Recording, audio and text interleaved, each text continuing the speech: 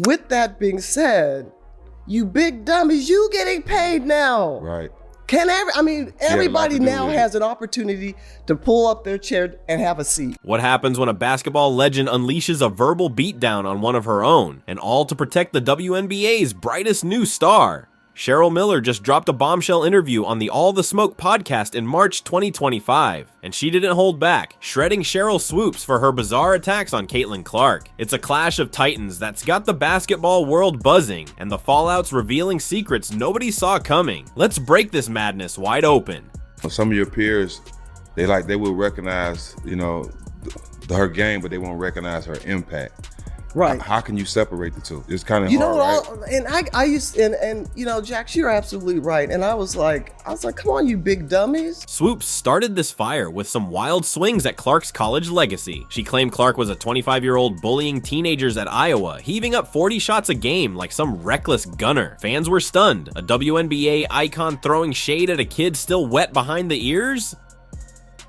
But those stats were pure fantasy, and Swoopes kept digging. She griped that Clark's NCAA scoring record wasn't legit because of an extra COVID year, except Clark smashed it in 4, no extras needed. The hypocrisy? Swoopes averaged 19.2 shots herself back in the day, just 3 shy of Clark's 22.7. That glass house was already cracking when Miller stepped in to swing the hammer. 3-time player of the year, 2-time national championship, 2-time tournament MVP, first woman to dunk in an organized game, gold medalist. Thank you for making time. Welcome to the show, Cheryl Miller. Fresh off coaching Clark in the 2024 All-Star Game, Miller wasn't about to let Swoopes' nonsense fly. She stormed onto All the Smoke and lit into the critics with a line that's still echoing, "Come on, you big dummies." The studio erupted, but Miller was just warming up. She'd seen Clark grind, hours in the gym, fearless in the paint, and she wasn't here for the lies. "She's earned every bit of hype," Miller snapped, her voice pure fire. Swoopes had painted Clark as a selfish fluke, but Miller brought receipts, and they hit like a freight train. What came next, though, cut even deeper. Let's also talk about how much more experience that gives you over other players coming in, right? So people say, dang, like he or she's killing them, but you have a 25-year-old playing against a 20-year-old. Miller didn't just dismantle Swoopes' stats. She got personal. She'd hugged Clark after the Fever's first win in 2024 and felt the weight of a rookie drowning in hate.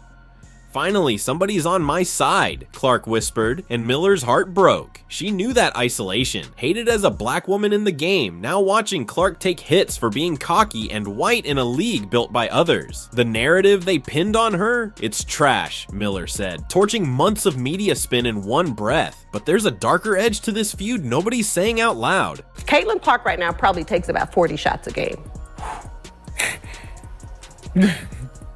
Here we go. I know you like that. Hell yeah.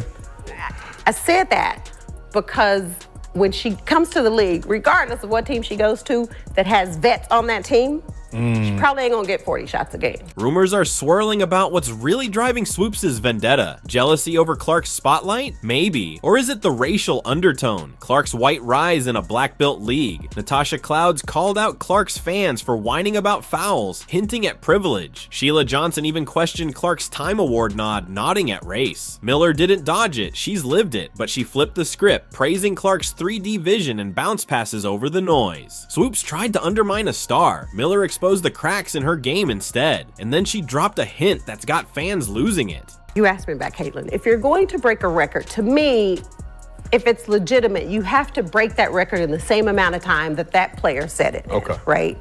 So if Kelsey Plum set that record in 4 years, well, Caitlin should have broke that record in 4 years. But because there's a COVID year and then there's another year, you know what I mean? So she's already had an extra year to break that record.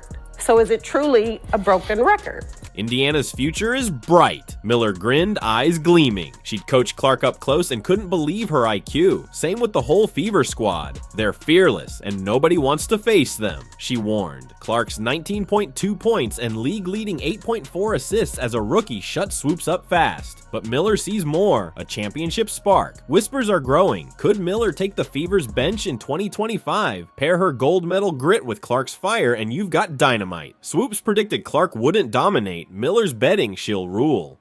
Didn't say she wouldn't be good. What I said was I didn't think Caitlyn or Angel would come into the league and dominate immediately, which I don't think either of them did. Respectfully, there is absolutely no way, even when we're trying to sit here and play semantics about dominating, there's no way that anyone could ever leave this season in saying that both Caitlin Clark and Angel Reese didn't dominate. You would have to further explain what dominance means for you to not sit here and say that a player who is leading the league in assists while averaging 19 to 20 points didn't dominate that season. So while Swoopes scrambles to save face, softening her tune with a nod to Clark's Nike deal last month, Miller's already rewriting the story. She torched the haters, lifted Clark from the wreckage, and hinted at a fever dynasty nobody saw coming. "Keep being you," she told Clark in that hug, passing a torch that's now blazing. Is this the duo that'll shake the WNBA to its core? Tell us below, smash that like button, and stay locked in. This showdown's just getting started.